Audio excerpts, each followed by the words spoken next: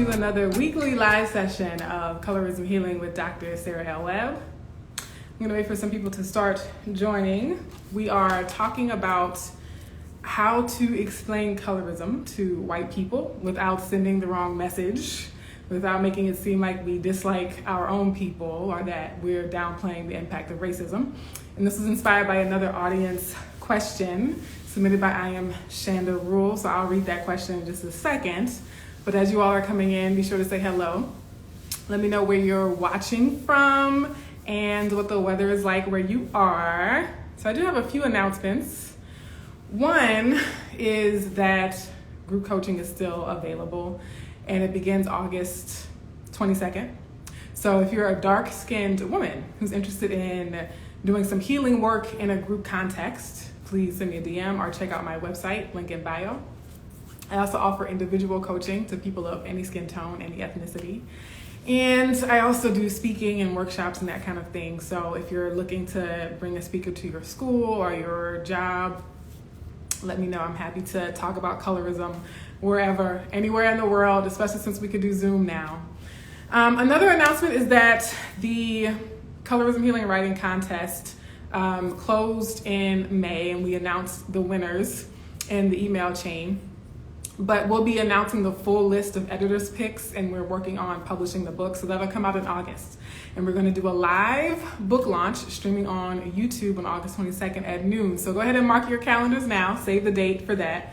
And so you'll get to see some of the authors read their work and talk about their experiences with colorism, why they participated in the contest, and that kind of thing. And I always do giveaways and like free prizes. So if you attend the live book launch, you could win a free copy of the book. You could win some of the Colorism Healing merch that I sell. You might have seen my t-shirts and my sticker, my laptop stickers that say, I see color and I love it, right? So I give away those things for the live audience during the live book launch. So look forward to that in August. And yeah, we'll hop into today's topic after I wave at some more folks and see where y'all are coming from. Watching from Los Angeles, California, sunny and warm. Okay, we expect nothing less from Los Angeles, right? Sunny and warm. From beautiful, hot Atlanta, the Running Man. Okay. And we have Chantel Alchemist. Hey, welcome back. I can't say stay for long, but watching from LA, it's sunny, and I'm hoping to join the group sessions. Yeah, please do. We'd love to have you. All right, Awake Warrior, I see you. Parachute, that's a new name for me, Parachute Nutrition. Hey, Sarah Bestwheel. So as I mentioned before, I am responding to another audience question today. So y'all have to understand that it's difficult to come up with like fresh content every week. So these audience questions really are my saving grace when I'm lacking in like inspiration, or I'm like, oh, I already kind of talked about that topic, or what should I talk about next? But also the audience questions are important because I do these live streams for you all, right? I want to address topics that you think are important. I also want to help us think critically about things that might be confusing to you or help you, empower you to talk to other people about colorism. So, I mean, these live sessions are all about y'all. So if you have any other content ideas or suggestions, please let me know. I'll also say, don't be afraid to mention it twice if you've noticed that I haven't talked about it yet, because I get suggestions in various places, and so sometimes they might fall through the cracks, like if it's an old DM and I forget where it is or who sent it. So don't be afraid to suggest a topic more than once. Lucid Los having trouble loading the video today. Is anyone else experiencing this? Hopefully not, but let me know in the chat. I'm not getting any notifications on my end. But also in terms of announcements, you'll notice that I'm using a new Instagram feature. So I went live on Saturday just to try it out for the first time, but it's called Instagram Badges. So it's a way for you all to tip Colorism Healing, right? To offer a show of support. So if you ever watch like YouTube live videos, there are these super chats where you can like buy a sticker for like $1.99 or something like that. And people always ask, Dr. Webb, how can we support your work? We love the work you're doing. Didn't actually get to do her live, so we rescheduled it for next week.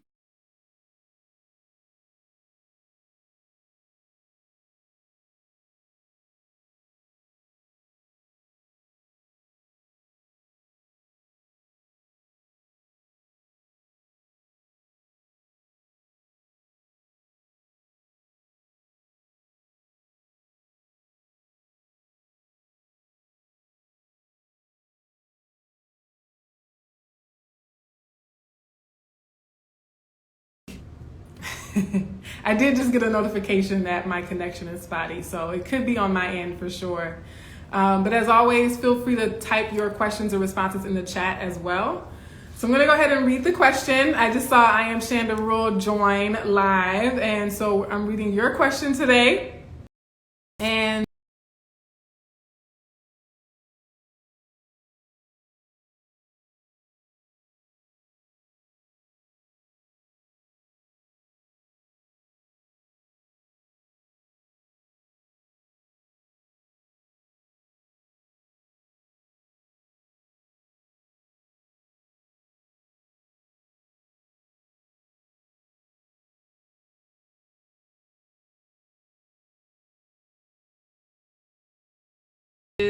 did I write the question down? I don't think I wrote the question down to read. Oh, but I'll summarize the question, right? So I Am Shanda Rule asked on my post on Sunday. So if you want to read her actual wording, you can go back and look at that. But wondering how to navigate replying to people who ask what it's like being in mostly white spaces, right? And so her perspective was that she tends to be okay or fine in mostly white spaces, but that because of colorism, there's a lot of angst or anxiety or like discomfort or sometimes even fear in black spaces because of past experiences with colorism. And so I Am Shanda Rule wanted to talk about how to walk that tightrope in conversations with white people so as not to make it seem like, oh, I hate black people, or I'm pointing the finger at them, or letting white people off the hook for racism, or trying to downplay racism, right? And so how can we essentially talk to white people about colorism without sending the wrong message that they don't have to deal with racism, right? And so there's some context that I want to give with that. If you followed the comment thread, you'll notice that there was a really, really interesting conversation. So if you have not checked out the comments under that post, go back and read them, because a lot of really important experiences and examples and reflection came about in the comment section. But one commenter, Brown Skin Bree, was explaining how she was confused by that perspective, right? Because in her experience in the Deep South, and I'm not sure where at in the Deep South, or like if it was like a major city, because I'm also from the Deep South.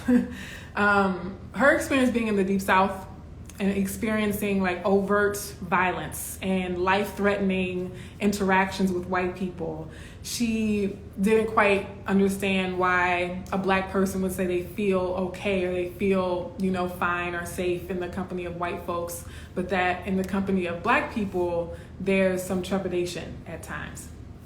And so that's like legitimate. We know white violence is pervasive, like explicitly white violence, because we know microaggressions and like other types of verbal everyday violence that might be considered small acts of violence are just as important. But there is, so much documentation of like very much life-threatening white violence. And so I don't think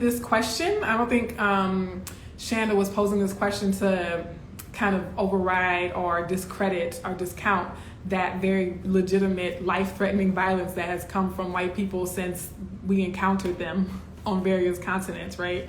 But I think for a lot of people, especially in our current generations, right, the generations that are existing and alive today, white violence has kind of gone underground, and it's more the structural and systemic forms of white violence that I think are most pervasive.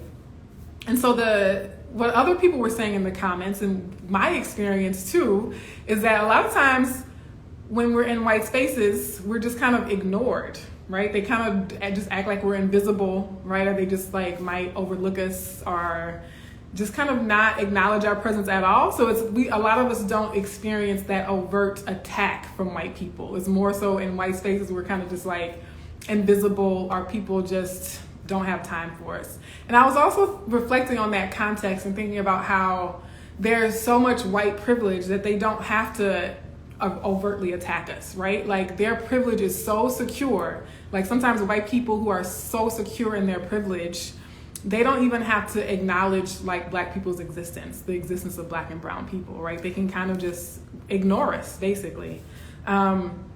Whereas those of us who experience colorism, a lot of those attacks are direct, right? A lot of those attacks are very, very explicit and also very violent. And so it's, you know, for me, I've been in situations where other Black people kind of go out of their way to be cruel, right? And it's like they could have just ignored me, but they will yell from a 3rd-story balcony, you know, and like you could have just let me walk home after class and not bother me, right? But you chose to hide behind your living room curtains and yell at me and not show your face. And so there's, you know, that sort of overt attack. And there's, when I talk about white people being secure enough in their privilege that they can just ignore us and not even think about us, I think that's one of the reasons why when Black people perpetuate colorism, it feels so visceral, and why it's such a direct attack is because they are vying for privilege, they are vying for position, right? And so when you're insecure in your sense of privilege, when you're insecure in your position in society, you are then more obsessive about making sure everyone else stays in their place, right? I'm going to try to tear you down a little bit because I'm insecure about my own position in the world and my own position in society. So I have to like work really hard to like tear you down so that I shine a little bit. So that's some of the context, right? To kind of explain to people who might not have understood where that question was coming from. But Belly Bela, who sometimes joins the live, I don't know if they're on now, but she also threw out some additional anecdotes about how even amongst the women in her family who were married, the only women who were married were the light-skinned women who were married to Black men, or very, very dark-skinned women who had to find love outside of their race, right? And so that's, you know, very real. So I want to jump into now some strategies, right, that I could think of. And I wouldn't even consider it advice. So I'm more so thinking about how I would handle it. So we can make it a conversation and a discussion, and I know other people might have thoughts and ideas, but this is like kind of how I would go about talking about this situation, this dynamic with other white folks. So let me see if we have any comments that have come in. I see people joining. Thank you all. If you're just joining, feel free to tell me where you're watching from and what the weather is like where you are. I always like knowing where people are at on the globe. Thank you, Abe's V. Says, I love your page. Thank you. Thank you for being here. So a couple of things. One, I got like 4 broad categories. One, I have to say that I'm one of those people who does not believe that racism is more important than colorism. So before I even start explaining how I would address this issue, I think I have to be transparent about that. Because some Black people might approach this by, you know, emphasizing that, you know, well, racism is the real issue or whatever. But if you've seen some of my other content, if you've heard me talk for any length of time, I will tell you very much that colorism is just as important as racism. Controversially, even sometimes more important than racism, or more salient, I should say, than racism. And that very much impacts how I talk to people about colorism, right? Is nothing in my framework is like, oh, well, colorism is the more trivial offshoot of this really big, important, urgent issue. You will know. It's not my philosophy, my framework, my approach at all. And that could be something you actually talk, if you kind of agree with that, then you can talk about that with white folks as well. But then the other thing is that white people can be colorists. And so I think I would start there as well. I think that has to be part of the conversation if you're trying to navigate that dynamic about how to talk to white people about colorism, is making sure that white folks know that they too can perpetuate colorism, right? And in fact, so here we go. And in fact, if white people are like, well, why do Black people do this to each other? Why do brown people do this to each other? You can say, well, actually, your people started it. You don't have to say your people started it, but you can explain that white colonialism, white colonization, like white hatred for all other people, was the foundation, was the root of colorism, right? So it's not like they're on the outside looking at this like alien phenomenon that existed, was birthed and existed completely separate from them, right? And it's almost like white people created something and then like they just said it and forgot it. Like, oh yeah, we're gonna like create this system that's gonna create infighting amongst people of color, amongst people of their own races, and you know, we're gonna let them deal with that, and we're gonna go over here and, you know, live our best lives. Like, that's kind of like what white people did with colorism. Like, they created this very tumultuous system, and then they kind of like had amnesia about the fact that they're the ones who created it. So I think it would be very important, like whenever you're talking to white people about colorism, is one, remind them that they can be colorist, and that they probably are. Like 9 times out of 10, white people harbor negative bias against darker skin and kinkier hair textures, and they harbor a positive bias towards people of color who look more like them. And that's the dynamic that we're working in. That's the spectrum that we're working in, right? So white people are more likely to think that a lighter skinned Latinx person is more professional, is more beautiful.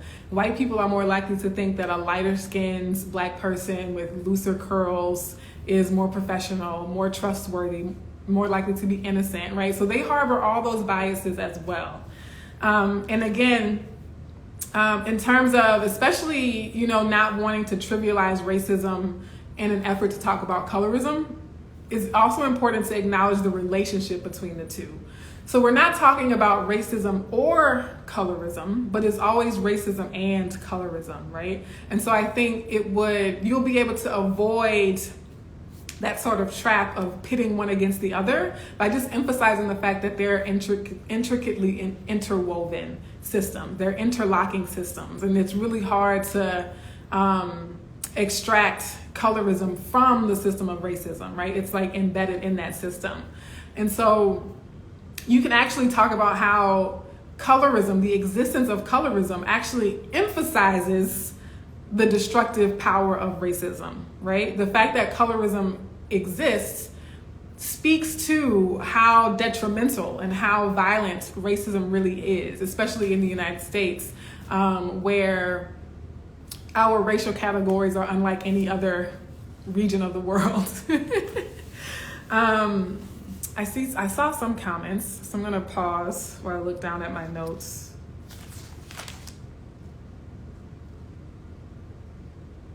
Okay, yeah. Hey folks, come through, come on in. Modern Formulas, hi. I am so glad you mentioned that I feel like 90% of all the Black love content on IG is with light-skinned women. Well, yeah. Yes, Modern Formulas, colorism feels more intimate type of violence. Yes. Colorism in the bedroom, in our homes, in our churches. Yeah. It is and that's what makes, for those of us, for people like me, I'm one of those people who says that colorism is more painful to me, more psychically painful to me than racism. Not that it's structurally more harmful to me necessarily, although it could be, but definitely emotionally and psychically more painful to me is colorism and not racism. And part of the reason Modern Formulas, you hit it on the nail on the head, is the intimacy of colorism, right? Is that it's coming from your parents. It's coming from your siblings. It's coming from your cousins, your aunts, your uncles, your friends, your schoolmates, your intimate partners, right? It's coming from people who are considered family. And that was actually like my fourth point, is that in explaining to, if you choose to explain anything to white people, because you don't have to, I'll just say that also. But for those of you who are interested in doing that work, reminding them that, well, it's so painful for me to be around Black people because of my experiences of colorism, precisely because I love them so much, right? And so that speaks to I am Shanda Rule's question about not wanting to make it seem like I hate Black people, right? And so for a lot of us, it's precisely because I do love my people so much that it hurts that much more deeply when they betray me, right? When they reject me, when they ostracize me or alienate me.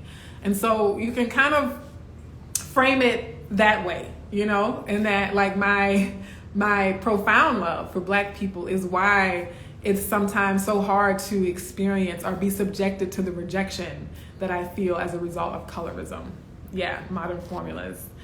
And yeah, I could do a whole live on the Black love thing and how it seems to be reserved for lighter skinned women. I've mentioned before how when you see a heterosexual couple, the woman is usually lighter than the man, right? And so whatever their particular shade is, it's very rare to see a couple where the man and the woman are dark skinned and or the man is lighter and the woman is darker, right? Like it's almost always like the pattern is vastly disproportionately, either a light-skinned man and a light-skinned woman or a light-skinned woman and a dark-skinned man. So that's a negative trend that we see.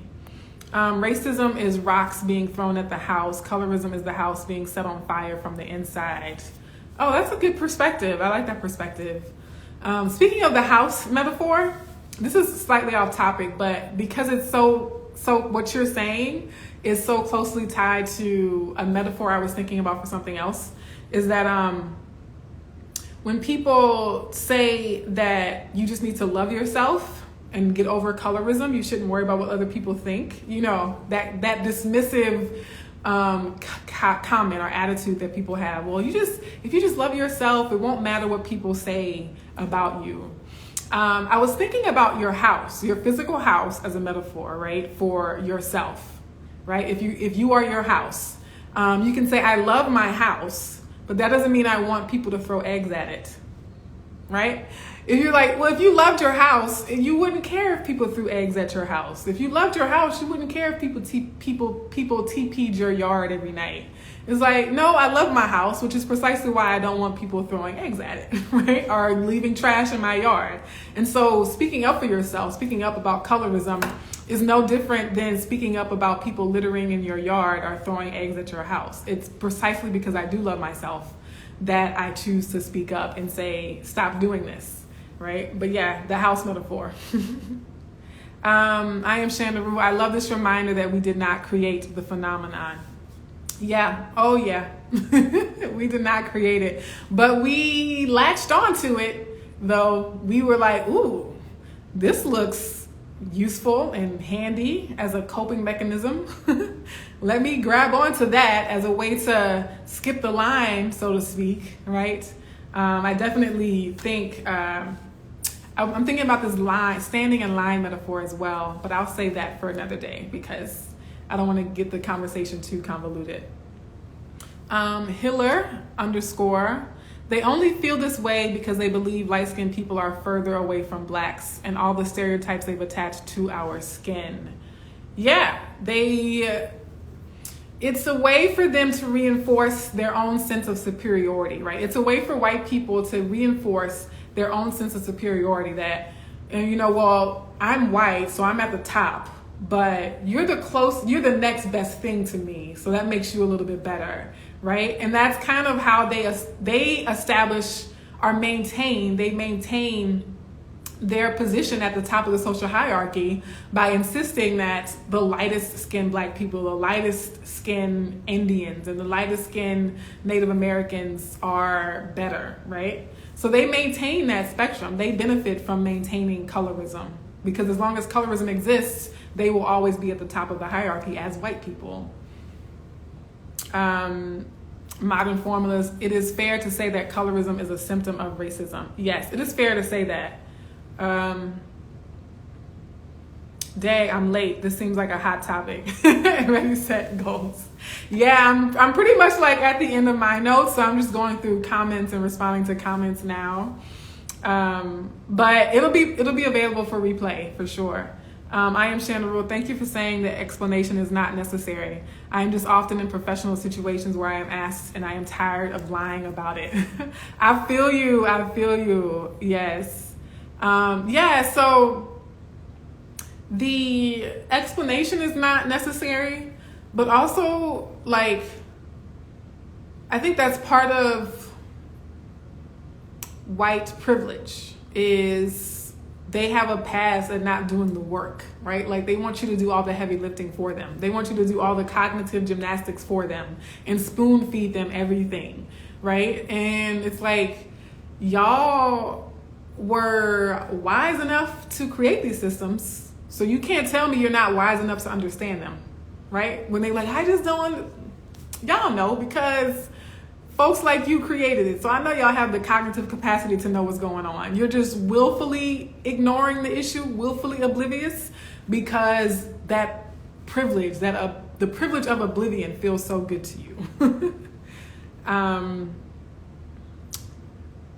Says every, and I do mean every, new Black TV program in the last 2 years serves up colorism front and center. Yeah, absolutely. Colorism in Hollywood is real.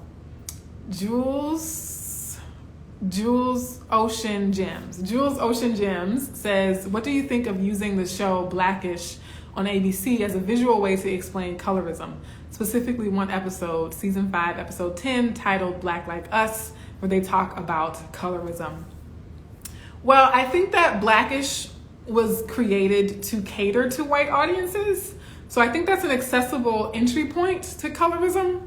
I don't think the episode really tackled the issue as head on as it could have, right? I have critiques about that show, but I think it is a way to get the conversation started with white people, especially because many white people are comfortable with that show, right? Which is part of my critique of the show, but I'm not here to talk about Blackish or Kenya Barris.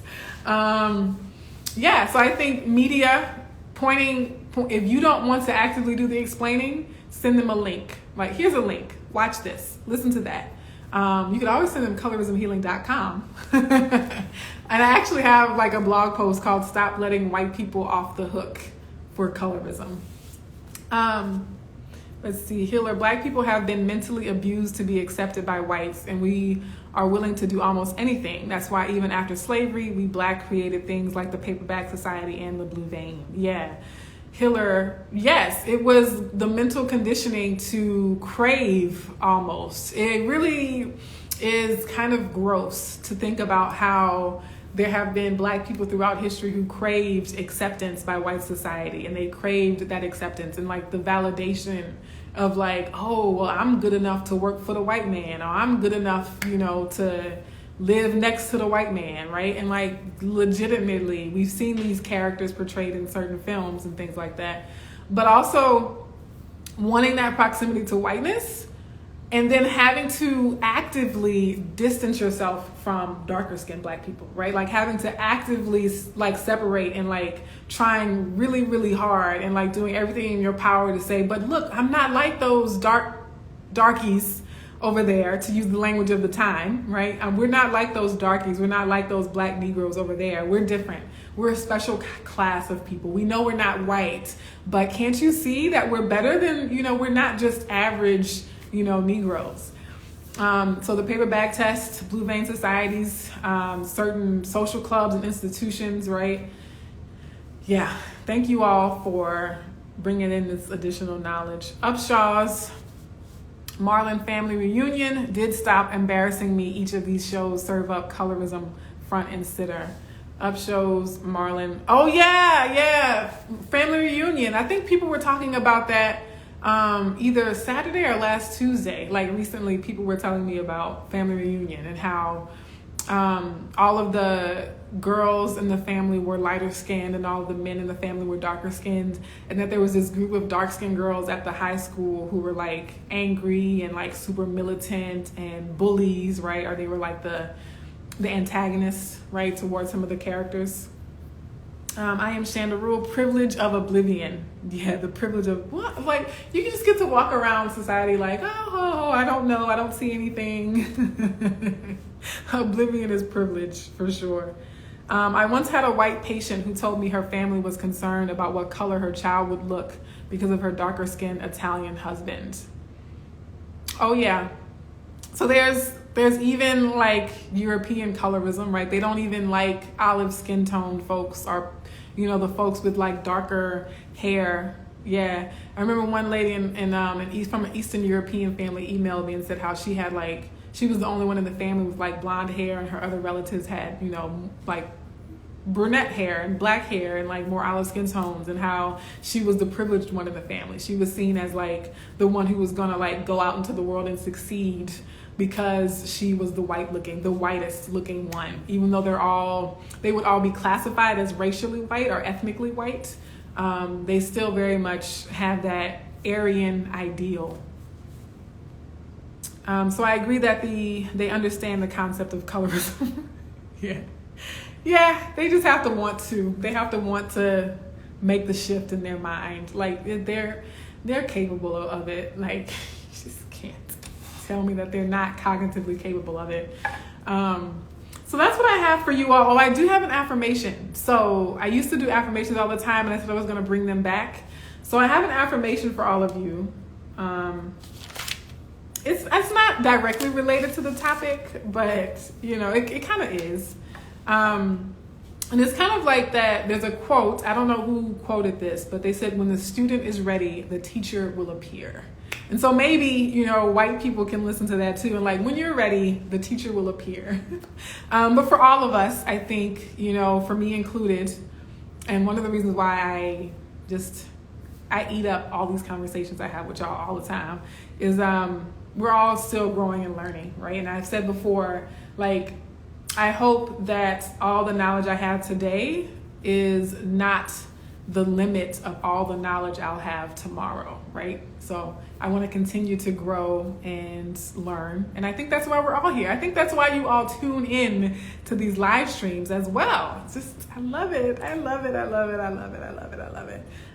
Thank you, Modern Formulas. So Modern Formulas bought a badge, you all. I don't really know how they work or what they look like on your end. But thank you so much. Yay. This work is a labor of love, but it is labor. So I appreciate the recognition and acknowledgement for that. So your affirmation is, I am ready to grow and expand my knowledge and wisdom. As I learn, I apply my insights in practical ways, and I share my knowledge generously with others who might benefit. So this will be available for playback. So if you didn't quite catch all of that, you can hear it, listen to it on the playback. So if there are no other questions, I will let you all go for this week. And next week, hopefully my guest who had to reschedule will be able to join us again so that you all can hear her story, hear all of the really great work she's doing for women entrepreneurs of color. And I did an episode on her podcast as well. And she has a really powerful story and when it comes to colorism and healing from colorism. So I'm excited for you all to hear her speak. All right. Thank you. Thank you, Michelle. Thank you, Jules, Olsen, and Jims. Thank you, Hiller. So I think it's important to remember that we don't have to explain anything to these people. They play victim after creating victims. And I feel they try and put you in a position where you have to explain. Yeah, I like that, Hiller. Hearts to y'all. Bye. Mwah.